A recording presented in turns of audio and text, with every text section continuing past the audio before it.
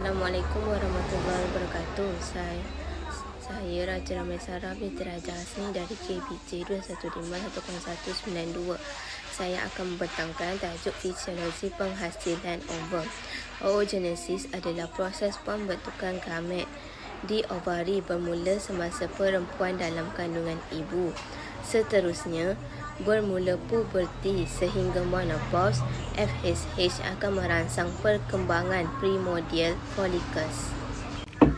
Yang pertama, primordial follicles perkembangan membentuk primary follicles di mana primary oocyte dikelilingi beberapa tapisan granulosa cells serta terbentuk zona pellucida antara granulosa cell dan primary oocyte. Kemudian terbentuk pula theca folliculi di sekeliling folliculesnya. Primary follicle berkembang membentuk secondary follicles di mana terdapat dua lapisan theca iaitu theca interna yang merimbiskan estrogen dan theca externa manakala granulosa cells merimbiskan estrogen dan theca externa manakala granulosa cell merimbiskan cecair di dalam antrum. Kemudiannya, secondary follicle membentuk mature follicle sebelum ovulasi. Primary oocyte menamatkan proses meiosis pertama di mana terbentuk dua sel haploid yang berlainan saiz iaitu secondary oocyte dan first polar body. Pembahagian meiosis 2 secondary oocyte diteruskan sehingga berhenti pada peringkat metafasa 2.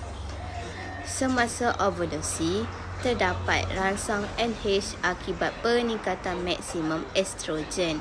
Mature follicle mengeluarkan secondary oocyte bersama dengan corona radiata ke kaviti peritoneum, seterusnya ke fallopian tube. Selepas ovulasi, dua kemungkinan akan berlaku.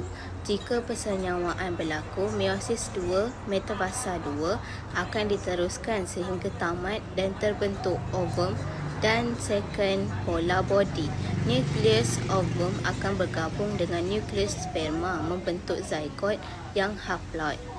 Jika tiada persenyawaan, tiada pembahagian meiosis 2 berlaku ke atas secondary oocyte. Mature follicle yang terlibat dalam ovulasi membentuk corpus luteum di ovari. Corpus luteum merimbiskan estrogen dan progesteron. Progesteron akan merangsang menebalkan dinding endometrium bagi persediaan implantation. Progesteron dan estrogen mengurangkan LH dan FSH. Jika berlaku persenyawaan, korpus luteum akan kekal sehingga plasenta terbentuk. Penebalan dinding endometrium diteruskan oleh HCG dan menunjukkan penunjuk kehamilan. Jika tiada persenyawaan, korpus luteum merosot membentuk corpus albicans menyebabkan pengurangan estrogen dan progesteron. FSH meningkat untuk memulakan kitaran yang baru. Dari segi anatomi, bagi fisiologi penghasilan hormon thyroxine adalah terletak di hadapan larynx dan trachea iaitu 5 hingga 6 cervical vertebra. Seterusnya, hormon thyroxine berbentuk seperti rama-rama iaitu 2 lobus. Fungsi hormon thyroxine adalah dapat menghasilkan hormon thyroxine iaitu T4 dan T3 yang mengandungi iodin seperti dapat meningkatkan kadar metabolisme seperti pemecahan karbohidrat, protein dan lipid dan dapat membantu pertumbuhan. Seterusnya, dirangsang oleh TSH seperti anterior pituitary akhir sekali. Masalahnya adalah hypothyroidisme dan hypothyroidisme. Lain itu, fungsi yang kedua adalah dapat menghasilkan hormon kalsitonin seperti dapat mengurangkan kalsium darah yang merangsang penyimpanan kalsium di tulang. Sebagai contohnya, gambar raja di bawah ini menunjukkan semasa berlakunya peningkatan kadar kalsium dalam darah di mana homeostasis kadar kalsium dalam darah adalah tinggi. Kelenjar paratiroid akan merembeskan hormon kalsitonin bagi merangsang deposisi CA2+ pada tulang sejati menyebabkan kurang pengambilan CA2+ di usus dan ginjal.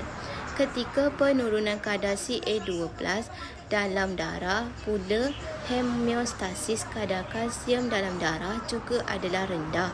Kelenjar paratiroid merembeskan hormon PTH bagi merangsang pembebasan CA2+ dari tulang agar pengambilan CA2+ di dalam ginjal usus dapat ditingkatkan.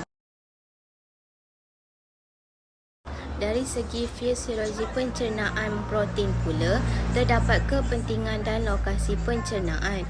Bagi kepentingan pencernaan makanan berprotein adalah protein terbentuk melalui rantaian polipeptida dan akan dipecahkan kepada unit kecil. Asid amino akan digunakan bagi sintesis protein. Selain itu, protein mempunyai 3 komponen seperti rambut, kuku dan membran sel. Di samping itu, dalam pembentukan struktur tulang, cartilage enzim, hormon antibodi dan hemoglobin akhir sekali terbentuk dalam asid amino sahaja boleh diserap ke kapilari darah. Bagi lokasi pencernaan pula, terdapat pencernaan protein bermula di dalam gester, iaitu enzim pepsin yang diaktifkan daripada pepsinogen oleh HCl. Selain itu, melibatkan pemecahan ikatan kimia protein ke small polipeptida dan bersambung ke usus kecil. Di samping itu, enzim trypsin ialah rembesan daripada pankreas dan pemecahan polipeptida ke asid amino.